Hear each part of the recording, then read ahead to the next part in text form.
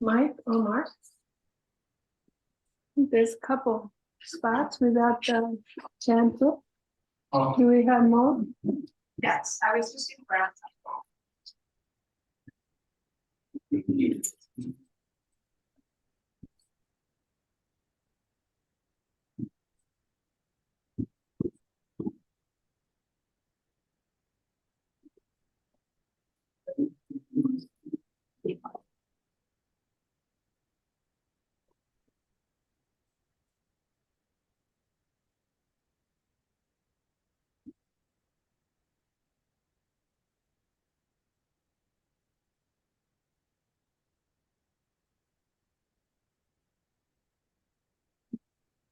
Mm. Thank you.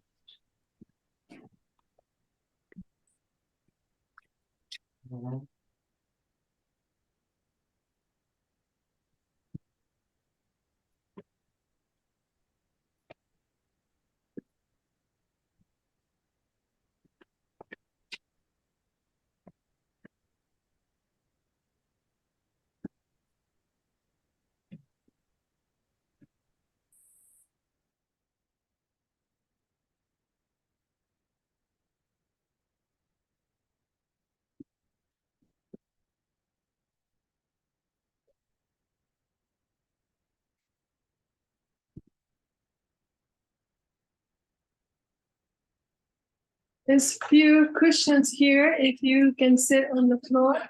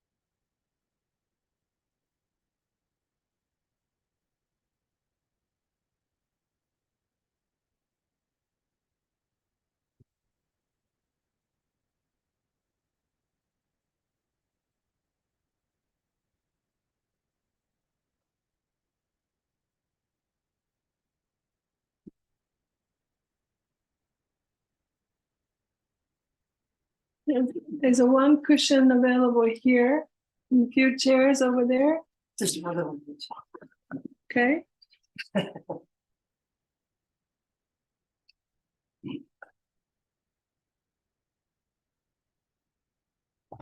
So, good morning. Welcome.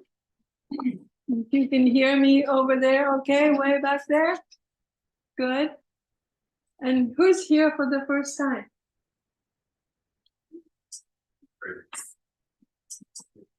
Second time? Well, welcome. So I'm obviously not Mark. I'm here in his place while he is teaching retreat, and I haven't given a Dharma talk since COVID. So help me out because I'm kind of forgotten the routine. And I think we do start with chanting on page 30.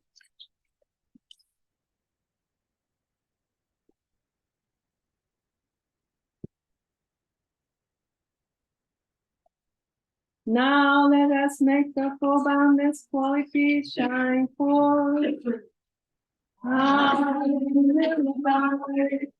Pervading one quarter with a mind with loving kindness, likewise a second, likewise a third, likewise a fourth. So below, I am everywhere, and to all that's to myself.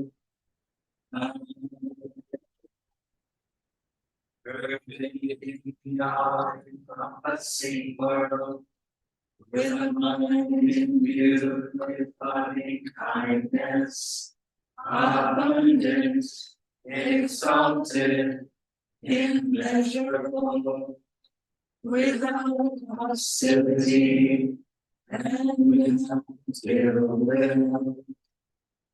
I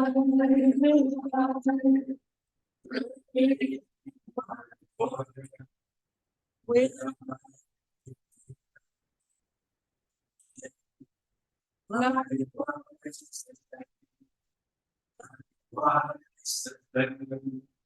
likewise the Lord, so below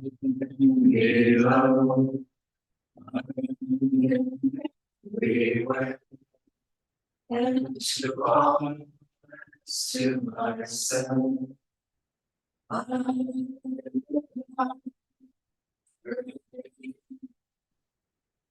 See what with a mind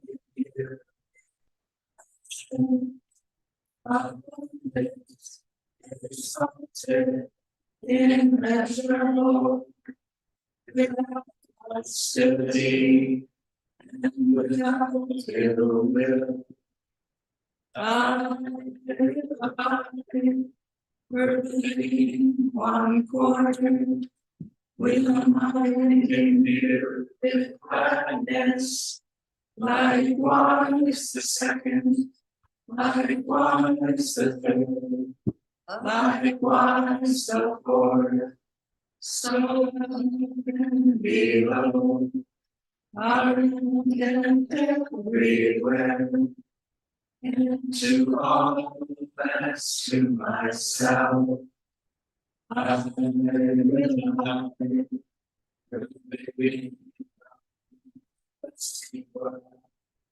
with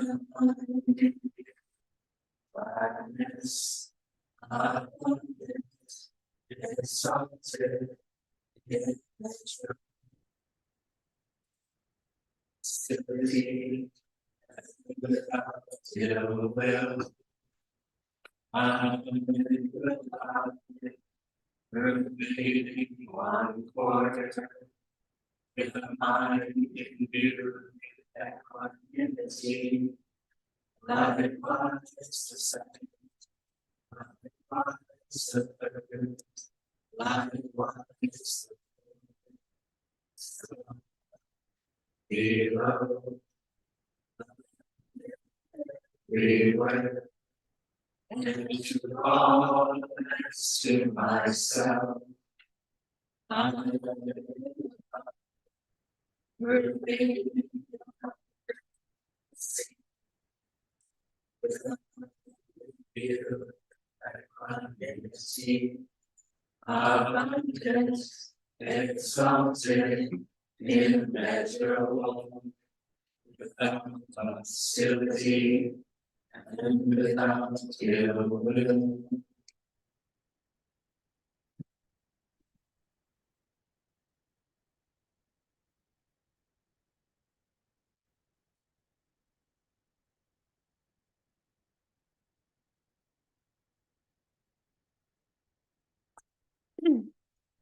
I do want to say, if I burst out into kind of uncontrollable cough, I don't have COVID and I don't have cold, but I do take medications that cause this sudden uncontrollable cough. So if it happens during the meditation, I hope it won't. That's more grease for the mill. So we're going to sit about 30 minutes. Speak up louder. Yes? Okay. So we're going to sit for about 30 minutes and we'll share some talks.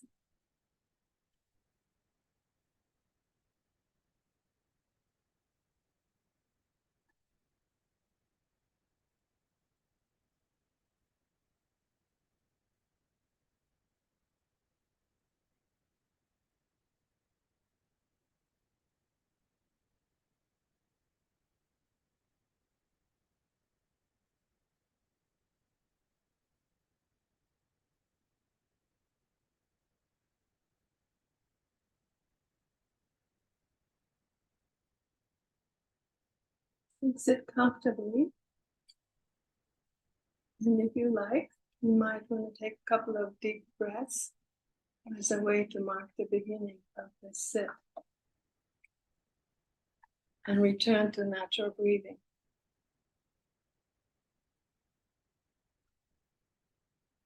And you may use your breath as an anchor, or you may practice open awareness. And you don't need to follow my voice at all. If you're on the chair, both feet touching and feeling the floor. If you're on the cushion, feel the steadiness of the floor beneath the cushion, supporting your posture.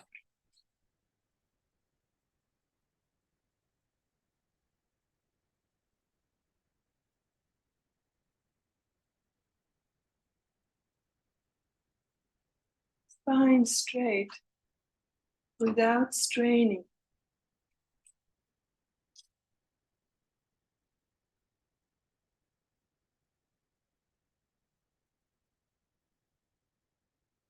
Belly soft, shoulders loose, eyes gently resting in the eye sockets. Perhaps the tongue is floating up towards the roof of the mouth. Soft jaws.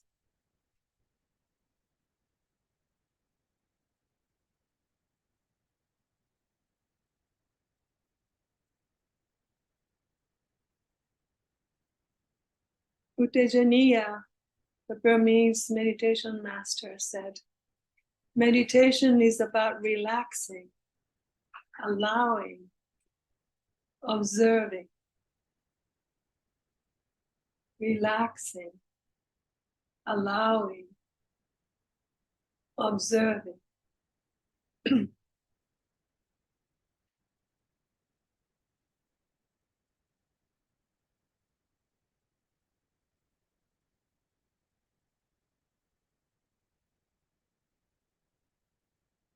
Scan the areas for any tension. And you don't need to strain to relax. Relaxation happens on its own when we bring kind attention there.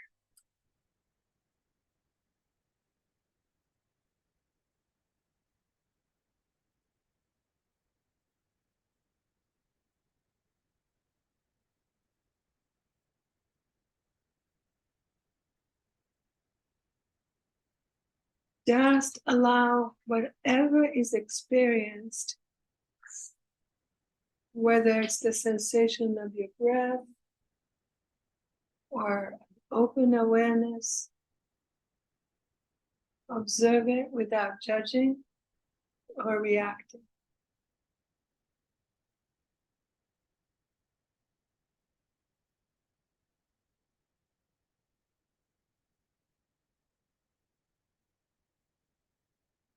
Watch how the sensations shift on their own.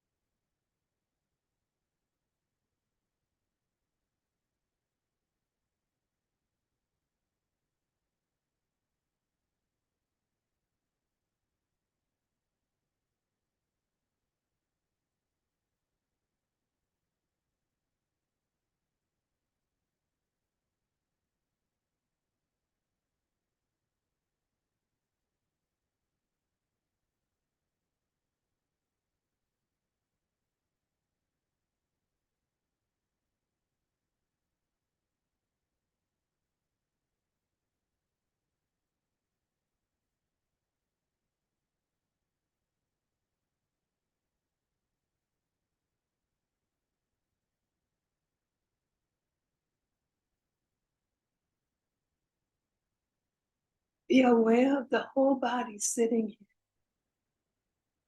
here, relaxed to the best of its ability.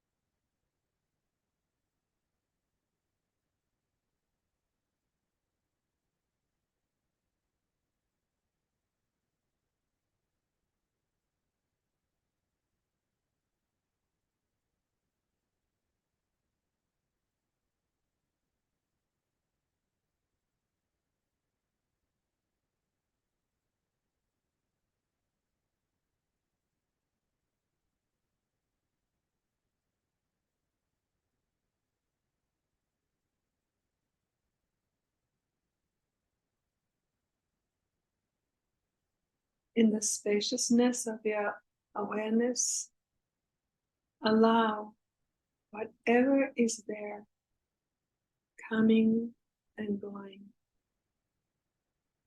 whether pleasant, unpleasant, or neutral. Allow them in a relaxed way.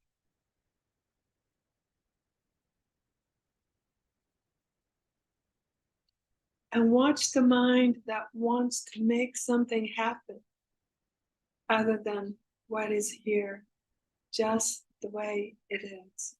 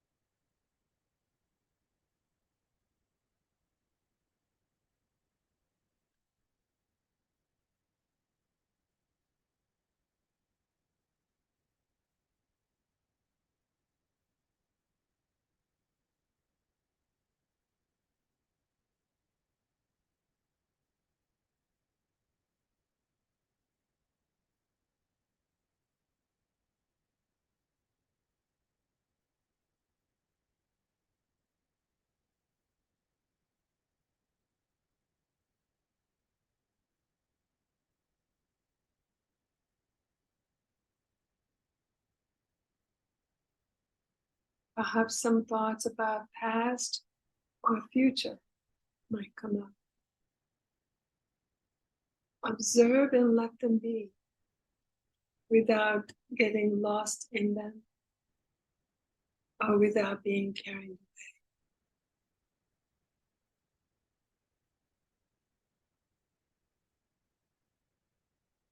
Just let them be in your spacious awareness.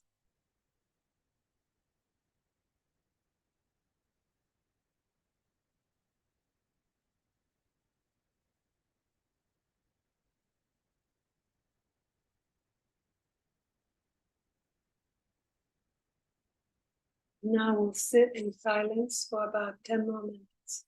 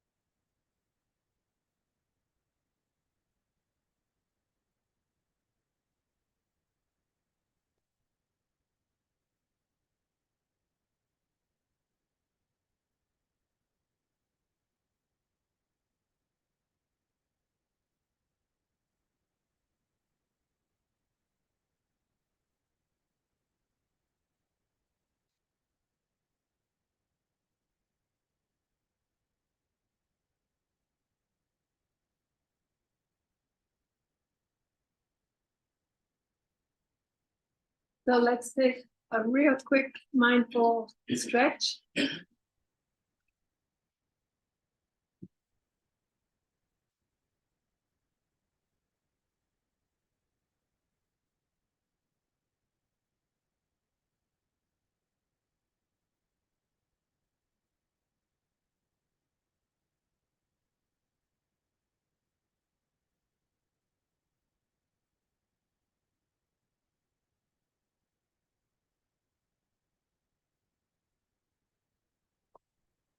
Again, my name is Kyoko Katayama, and I'm subbing for Mark. And if you want to know more about me, there's a little thing on the calendar on Common Ground website for today. But actually, you'll get to know me today in a way you couldn't find out any other way. And you'll find out why. But first, I do want to acknowledge with respect that for those of us who are in Minnesota, that we are on the traditional, current, and future land of the indigenous people, including Dakota and Anishinaabe and others. It's very important for me to do this acknowledgement as a small way to bring some justice. And I also feel like I have to acknowledge how my heart has been breaking every day these days by the news of the suffering in the world. Because it's often in the foreground of my heart mind. So my talk today is a bit of spiritual autobiography, lucky you. And I title it One Mountain, Many Paths. In the last decade, I have connected deeper and wider with my roots and branches as part of my inner work. Gradually, beliefs and practices emerged that are an ongoing integration of cultures, spiritual traditions, current practices, and aspirations that shape who I am and inform my spiritual evolution. I was tempted to say spiritual transformation, but transformation can sometimes mean, something that happens once in a lifetime or rarely. And evolution that's something that is an ongoing, iterative process. So I was born and grew up in Japan, and my grandmother died in a firebombing dropped by the US. And my family, along with million others who survived the bombings, were left injured or homeless. And the devastation of the war left deep marks on my family and therefore on me, even though I was born soon after the war. So something about Japan. Two main strands of beliefs and practices are at the core of Japanese culture and psyche. They are Shintoism and Buddhism, Mahayana Buddhism. So Shintoism is an indigenous Japanese tradition, and it has no founder and it has no scriptures. So some Western scholars question if it's a religion, but tens and thousands of Shinto shrines where people make frequent homage tell you otherwise. So Shintoism expresses itself in customs, the creation stories, and ceremonies that evolved over thousands of years on the land of Japan. It believes in supernatural entities called kami, who inhabit all things, especially all elements of nature. The kami, or the spirit entities, are not perfect. Some of them are rambunctious. And it's not always discriminating. But the most important aspect of Shintoism is that Shintoism that pervades the Japanese psyche is that humans are part of nature and not above it or separate from it. So the work of the humans is to respect and care for nature and each other, together with the help of kami spirit. So for example, when they plant rice, they sing to the one of the kami, the spirit of rice, the kami of rice, to make the rice grow strong and abundant. So that's what was there in Japan. And then in 6th century Common Era, Buddhism came to Japan. And Shintoism had no difficulty accepting the Buddha as a manifestation of kami. So Buddhism and Shintoism not only coexisted, but they complemented each other and eventually became integrated as one of Japanese culture. So this core is not dogma, not Bible, not scripture, but it's more like the air you breathe. It's there, it's essential, but you don't necessarily think about it. It touches everyone, but mostly in unconscious ways, even to this day. There is a modern saying in Japanese, born Shinto, married Christian, die Buddhist. It's true. This is a common expression of the way the Japanese amalgamated these traditions. Now it's only 1.5% of the Japanese are Christians, but Christian style wedding has become very, very popular, just like Christmas and Halloween. And at the same time, they continue to mark the seasons, honoring kami and venerating many manifestations of the Buddha. You see them everywhere in the street corners in Japan. And though my family was Buddhist, as most Japanese, my mother sent me to a Catholic mission school where I was introduced to, for the first time, to my amazement, amazing stories of miracles by Moses and Jesus. Wow. And I adored my Japanese nun teachers in full black and white habit. So in the 2nd grade, I asked my mother if I got permission to become baptized.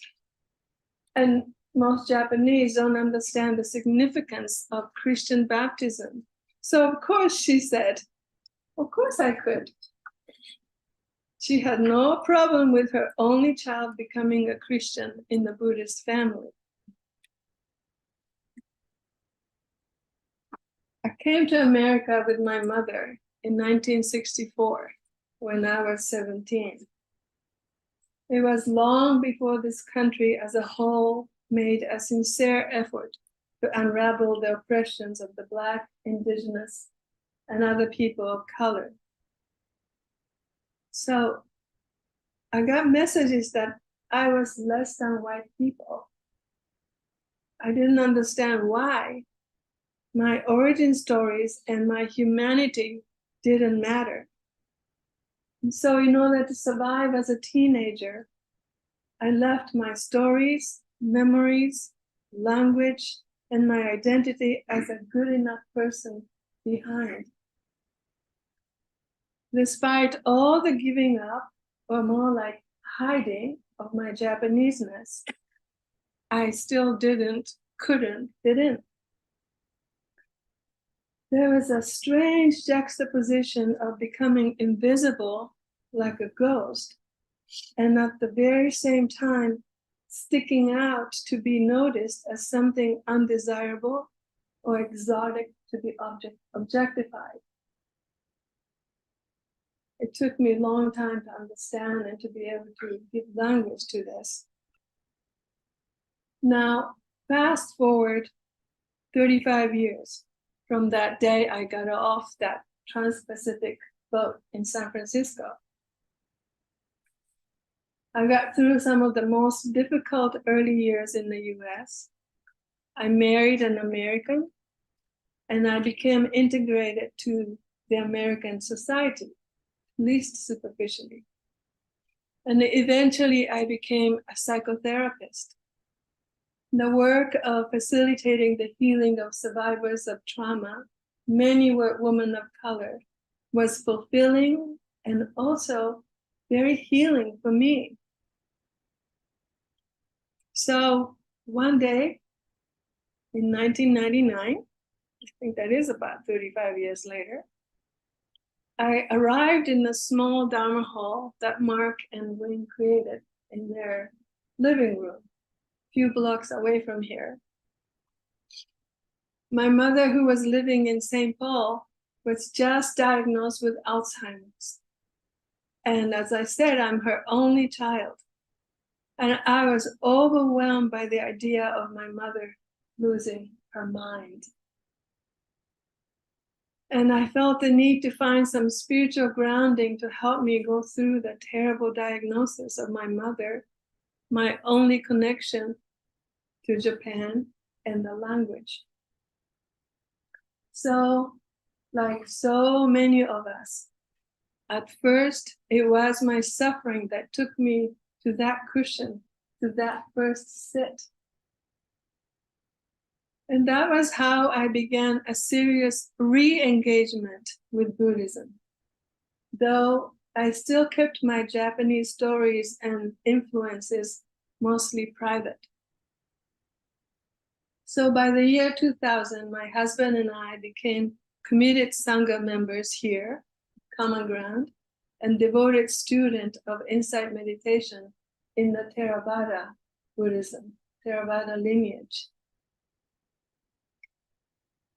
In 2008, after my mother's death, I participated in a 2-year-long intensive study and practice of Satipatthana, the 4 foundations of mindfulness, guided by my root teacher, Matt Blickstein.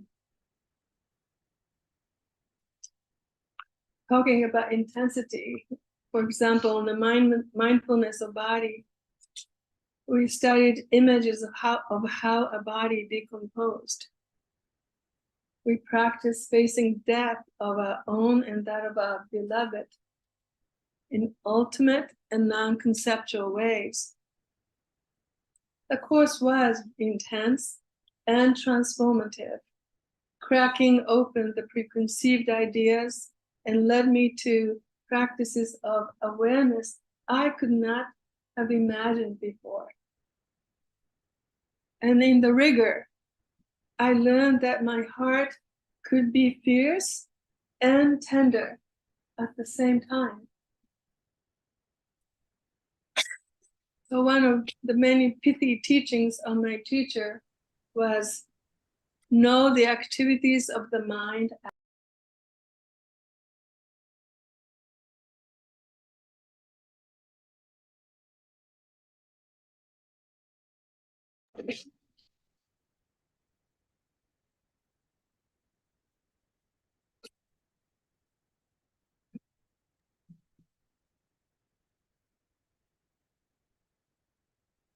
Kyoko, we lost sound with you, honey. We can't hear you anymore. Can you hear us?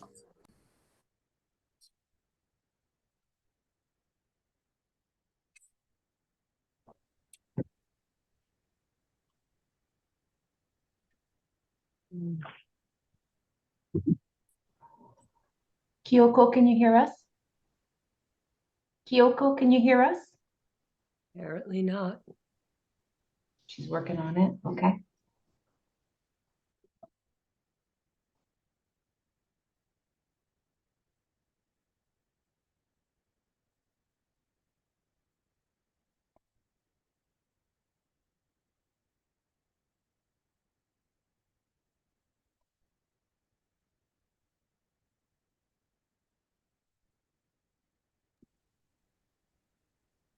How long ago?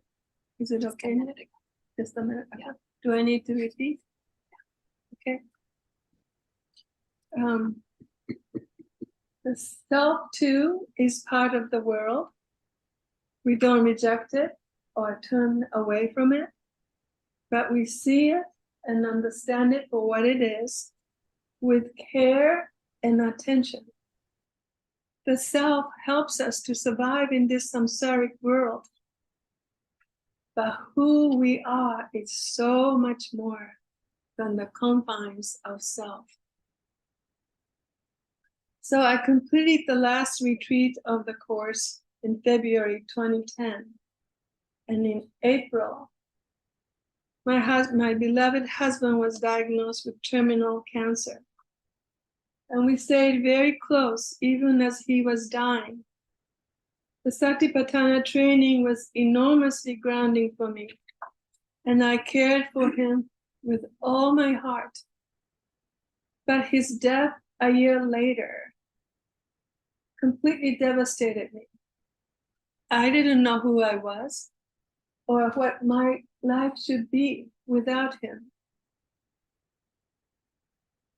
I heard of a Mahayana story of a woman lost in mourning after the death of her life companion.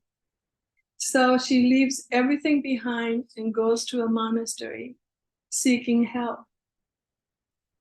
She asks, "What is meditation?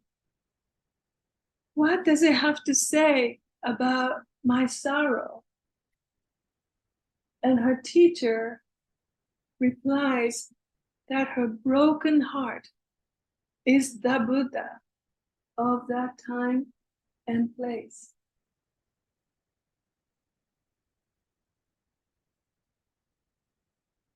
Her broken heart is the Buddha of that time and place.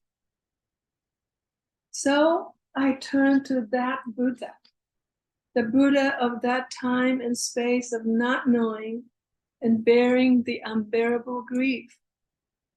She was a truth-revealing Buddha, at once harsh and most tender. There is a Zen koan that says, not knowing is most intimate. Not knowing is most intimate. How do we become intimate with not knowing? How do we lean into the bosom of groundlessness? Is it like jumping off the cliff without knowing you could fly? Or diving into the water without knowing you can swim? Is it possible without a radical surrender?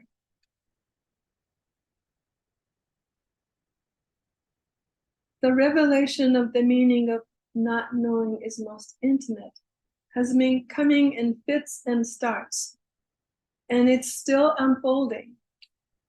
Strangely, a part of me resonated with a haiku by a 17th century Japanese poet. And it goes like this. The barn is burnt down. Now I can see the moon.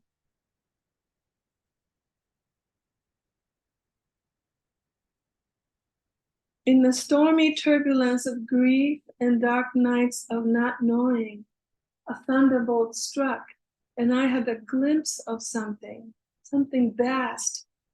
Then the darkness fell again, but I was left with a memory, but no words. So some of my spiritual work has been finding practices and language that would connect me to it. And I have used inquiries, discernment, and deep listening as a method of deepening towards that insight. And words are really limited. And how do we make our practice come alive? I called on the parts of me that were neglected. All parts, the good, the bad, the ugly, the defeated, the proud, the hiding. Like in Rumi's poem, The Guest House, Invite them all, because each has been sent as a guide from beyond. Inquire, listen, discern. The process actually included reclaiming of my Japanese roots, including my Mahayana Buddhist lineage, honoring of the body as a source of intuitive knowing and vehicle for liberation, and opening to many teachings and traditions without fear and without confusion. In the book One Dharma, Joseph Goldstein writes of a central theme that is common to all Buddhist traditions. That's ending of suffering, attainment of wisdom and practice of compassion. Each one of us want to be happy and free from suffering. And we do want to benefit others. Yet, how we realize that in our daily life can be as unique and as varied as there are people. There is one mountain and many paths. Our task is to claim the path we are on by walking.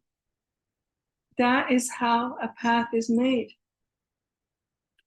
How does your path look like?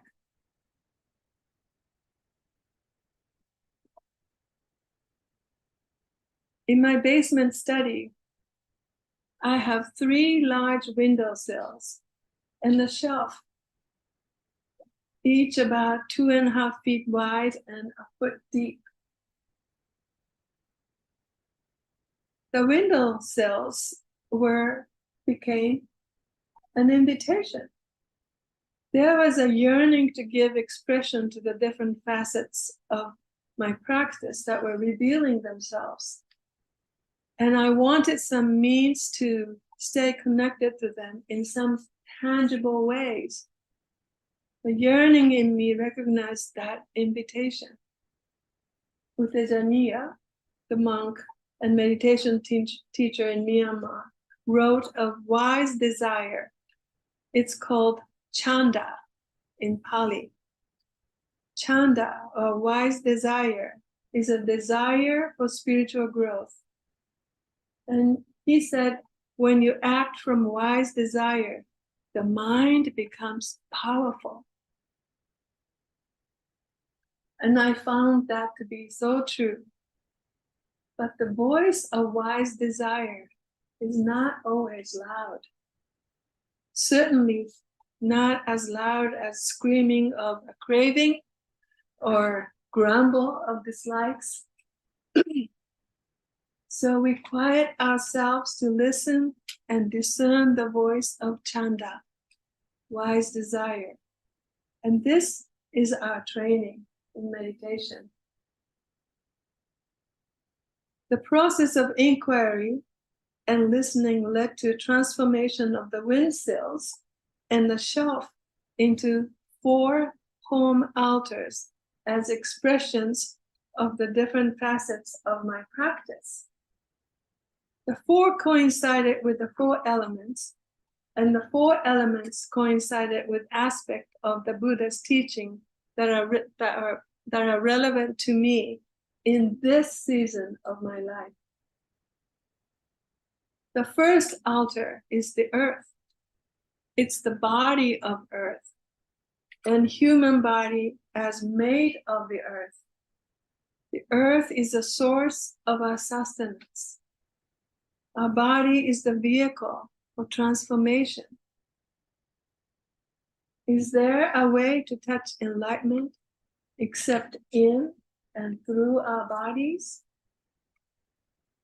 Though they are impermanent, we need to take the utmost care of the Mother Earth and our physical body. The second altar is the fire. It represents continuation of life force and dependent origination. It is the altar of our ancestors, and those who passed on before us. It is the altar of karma and healing from it. It reminds me that my existence is inseparable from theirs. I am here because they were there. The ancestor acknowledgement is a powerful antidote to the fallacy of Western individualism. And some ancestors might have done some harmful acts. Some may have been bodhisattvas. My mother said my grandmother was a bodhisattva. For the ancestors who caused harm, we have work. Our work is to heal it. And the ancestors who cause benefit to others, we acknowledge them and be inspired by them. And you know, one day we all become ancestors. What kind of ancestor do you want to become? So on this altar, among other things, I have a small picture of my grandmother Tei, my grandfather Bunzo, my mother Taka, husband Eric, and the clay paw print of Luna. Luna was my full-legged companion. Why my dog on the altar of ancestors, you might ask? For one, she is my family. I learned giving and receiving of interspecies love that I can generalize to other species by having relationships with Luna. And I still miss her. I can tell in my voice. And you know, anything from the earth can be our ancestors, right? The trees and the mushrooms and the amoebas and the fish are our ancestors. And if we keep on tracing back the evolutionary thread, if you believe in the story of evolution, we go all the way back to that one single molecule that divided about 3.8 billion years ago. How do we fathom what it took for life to appear in this human form that we have today? Isn't that awesome? To think about that?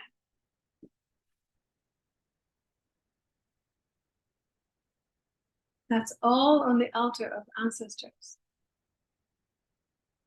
The third altar is the water, ever purifying, healing, flowing water. This is the altar of wisdom and compassion, the two wings that makes the Buddha's teaching fly. On this altar, there are two statues.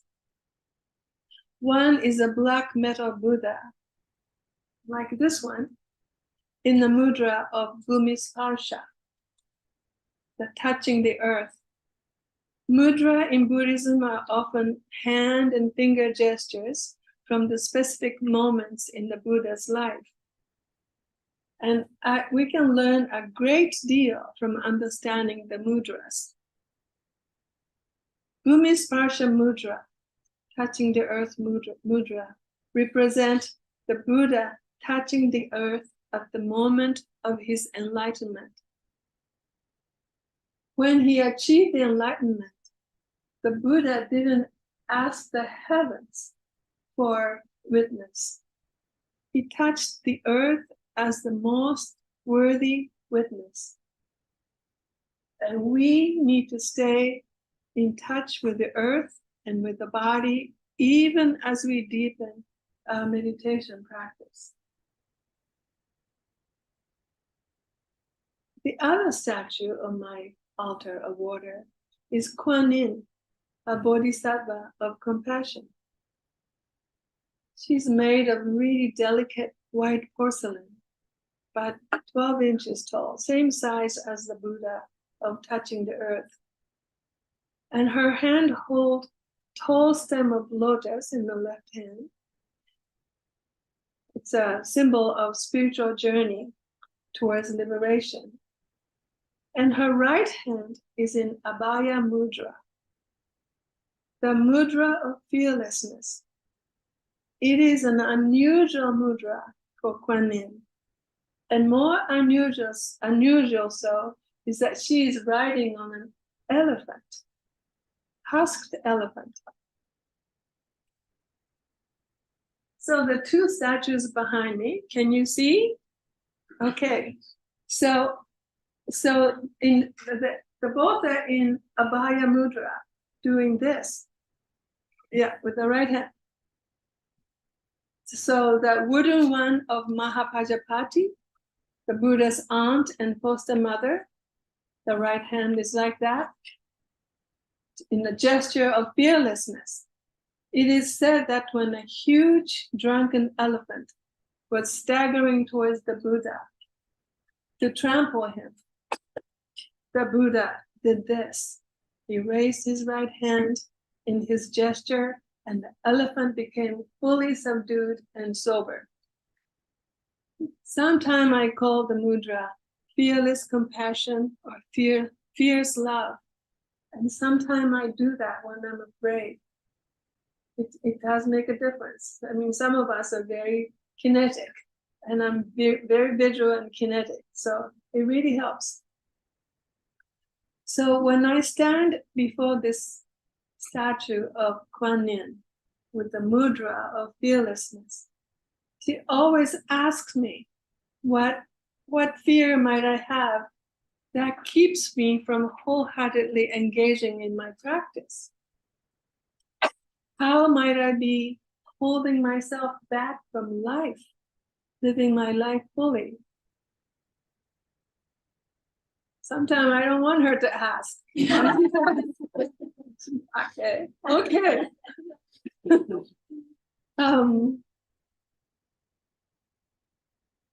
So, and sometimes I have to really dig deeply. But when I can name it, my awareness bears witness to it. And with awareness, the fear loses its hold on me. And I connect things that are so much bigger than my fear. My faith in my goodness and my wish to benefit others. We each have a deep longing to release fear and do our work of opening our heart on behalf of all beings, don't we?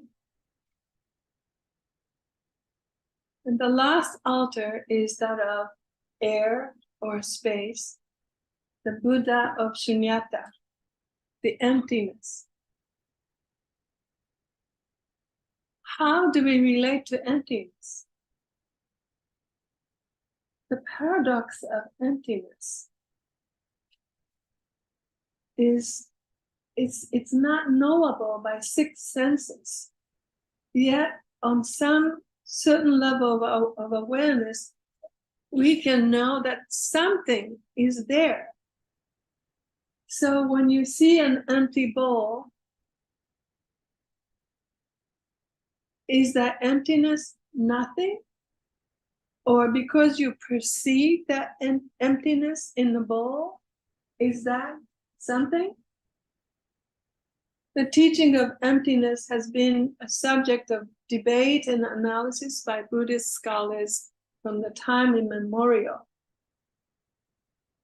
So how we understand emptiness varies widely according to different schools of Buddhism. And we don't want to get lost in that debate. So for me, at this season of my life, I'm old.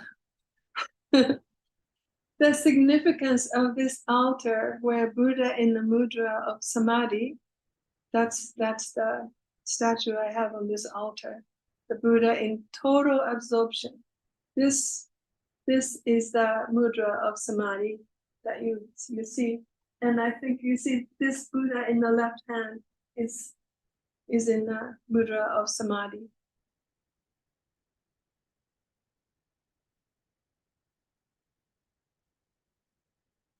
So the significance of this altar is the Buddha in the fullness of the Dharma is beyond the reach, beyond the grasp of my thinking mind.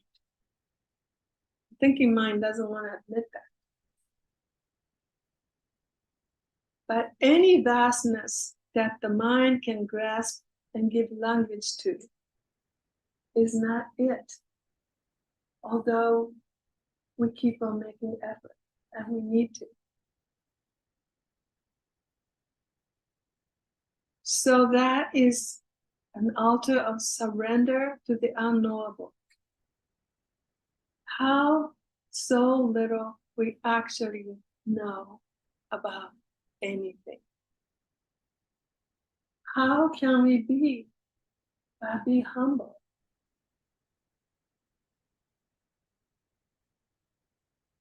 My practice has been to pay tribute to each altar in the early morning after I sit. I carry candle from one to the other, and I offer an incense at the altar of fire of my ancestors. That's a Japanese tradition. I start with the earth body, fire ancestors, water wisdom, compassion, and completing with the sunyata, emptiness altar. And the altars have evolved over several years and will continue to change as my practice evolves. At first, I thought I was creating the altar. The altars were the subjects, were the object of my subjectivity. Like I am the object of your subjective viewing. But in time, this has shifted. The many, this may sound very strange to you, and maybe that's not a surprise that I'm saying strange things. That each altar over time gained its subjectivity.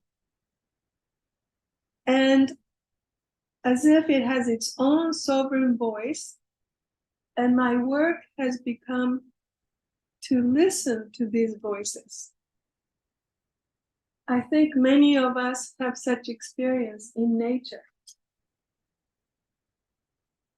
I know the altars are representations. As all forms, they're empty and impermanent. Yet, as skillful means, they have grounded me and nourished me on my spiritual journey. And I don't know what will appear on my altar next, or if there will be an altar. At some point, my altar might ask me to disassemble, trusting that I have integrated all that inside of me. But my promise is to stay open and be present the best I can. So I wanted to share my experience not as a model, but with the hope that it may inspire you to find your own ways that give expression to your path. And coming to the end of my talk, I have no conclusions, except to remind ourselves that our practice really is an ongoing process. And it's really more important to find the right question than having the right answer. Finding the right question can be a series of iterative process.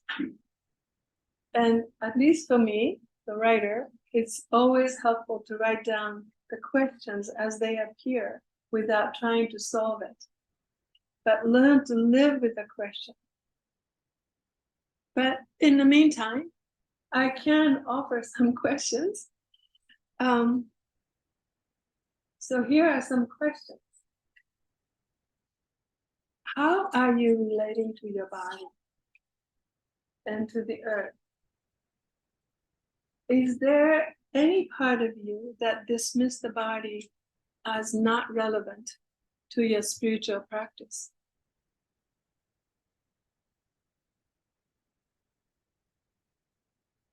How are you getting to know where you come from?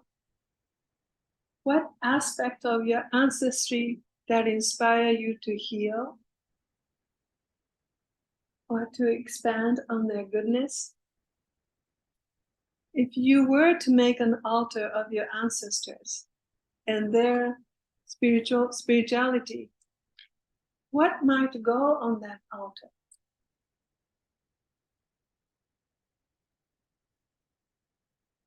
And here's a big one. What fears might you have that hold you back from fully engaging in practice in your life?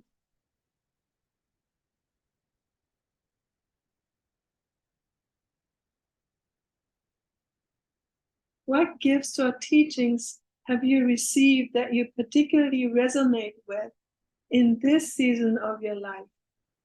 And how are you honoring them and integrating them in your life? I guess that's the end of the questions. Just for now. So,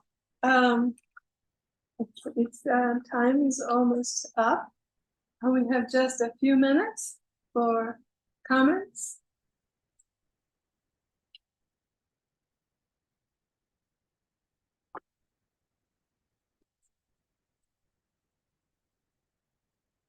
Yes. This isn't a question, but just a deep expression of gratitude. Thank you so much for sharing. I think why this feels so poignant for me is, so I'm Mexican American, and this past week we celebrated Dia de los Muertos, and I just spent some time at my altar with my grandmother. And when you said that we're here because they were there, just hit me in a really beautiful way. And I think in your practice, I've seen you have such a relationship to your broken heart, your tenderness. So that felt like a salve for me. Thank you. Thank you. Thank you.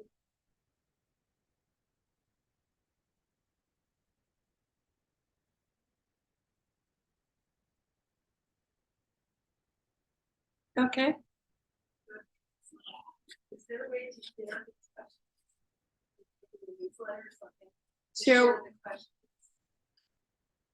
share the questions. Yes, I mean, not read them again, but share them. Does Mark have a Google Doc that he usually? You could just ask, I'll ask Robin. yeah, she can probably put it on afterwards. And I tried to remember that. I don't remember a lot of things anymore, but I tried to remember. And if you don't see it, remind me. Okay. Okay. The kids are here, and we're gonna learn new song, I think. Thank you.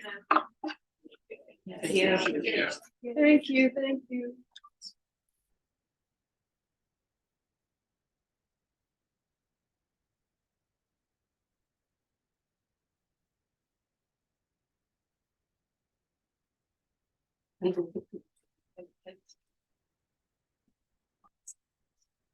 Oh, I don't know how you can find the space here. They can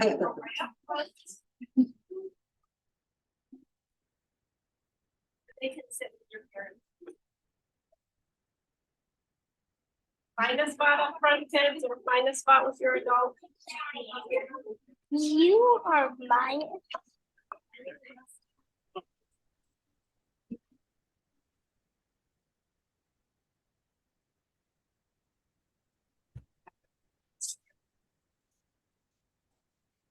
a mess this session is.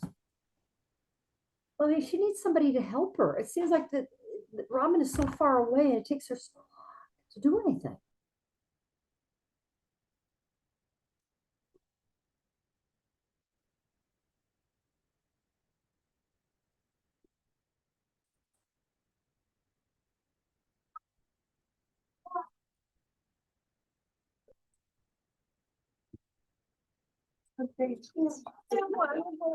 Page 52. All right, hey everyone, I'm Jacqueline. Thank you for sharing your kids with us. We have beautiful time. We're gonna sing a new song. It's on page 52. It's No Coming, No Going. And the kids practiced it, so they're gonna sing extra loud to help out the adults. And we're just gonna sing it straight through twice, okay? You'll catch on. All right. No,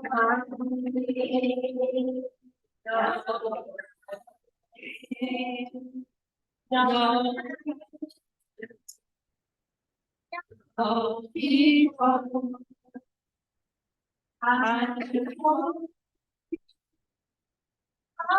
to be, I miss you to be so free. Because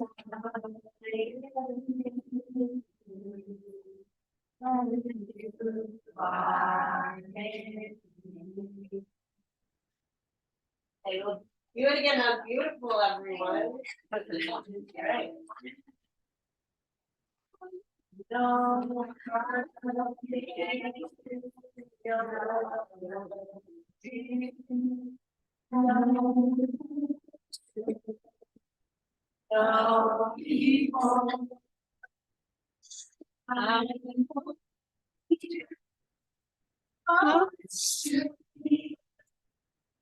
I miss you to be so free because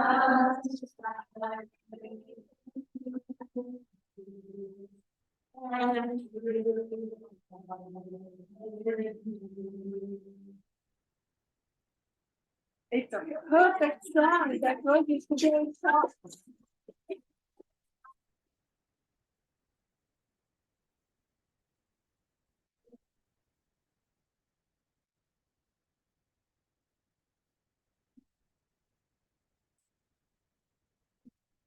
So, I'd like to offer merit. May the blessings and goodness of our practice benefit all beings everywhere. May all beings be at ease and free from suffering.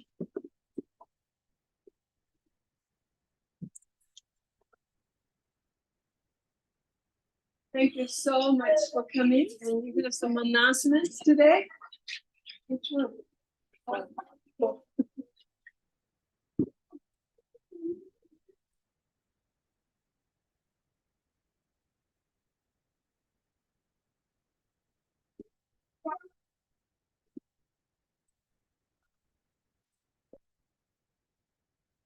You want to come here? So we can do yeah. There you go. Hi, can you hear me? Yes. My name is Robin and I'm the office manager here. So if you have any questions afterwards, I'll be around. And thank you so much, Kyoko. I was listening from the office. It was really, really deeply touched and inspired. Actually, they do have a request, which is they want the questions at the end printed somewhere and available for people to look at it. Great. I'll put Kyoko's questions in where Mark puts notes on the calendar page. So if you have questions about where that is, yeah, just come talk to me. Thank you. Both our guiding teachers are away this month teaching on the East Coast. So we have some pretty amazing community teachers like Kyoko and others, and Patrice, who is here, are teaching through the month. And For the full schedule, you can look on our calendar page or in the weekly email. And a couple things, other programs to highlight. We have a half-day retreat for the BIPOC community this coming Saturday, I believe. Is that the 11th? Is that right? Yeah. Yeah, the 11th. So a half-day retreat then. And then Patrice is leading a workshop in the 7 noble qualities of a friend on the 18th. Yeah. And we have our 31st annual retreat, the end of the year-end retreat that's taught by our 2 co-guiding teachers, or co-founders, and our guiding teachers, Wynn Fricky, Mark Nunberg, and Shelley Graff. And that starts December 26th through December 31st. And those are all my announcements. If you would like to offer any dana for Kyoko and Common Ground, 2/3 of the dana goes to Kyoko and 1/3 goes to the center to keep the lights on. And yeah, dana is the Pali word for generosity, which is how Common Ground started and And continues that's the to. mudra of Mahapajapati on her left hand. That's the generosity mudra offerings. And there's a dana bowl right outside the hall if you would like to give with cash or check. There's also a square reader in the hall, or you can give online. And Jessica, who's on Zoom, would you be open to putting the dana link into the chat? I didn't do that. And for anyone who would like to stay and connect with other folks in the community, you can stay, and I'll break people up into small groups and connect maybe around Kyoko's questions. And Lucy, who is on Zoom, will break people up to breakout groups. So, yeah. And a couple other things. If some people could help me bring the folding chairs downstairs, that would be a wonderful thing. And then also on your way out, look at the bulletin board and have all the upcoming activities on there. So in case something got missed, you can check it out there. Thank you, Dan. Okay, wishing everyone a great week. Really good to be together today. Thank you.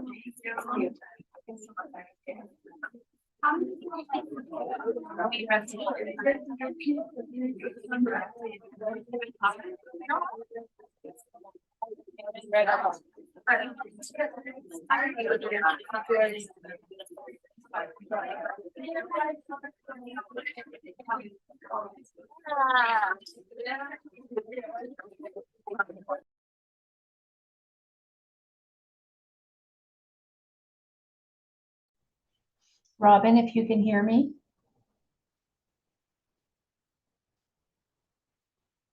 Robin cannot hear me. It's not a regular day, but that's okay. Trying to get the YouTube stream to stop.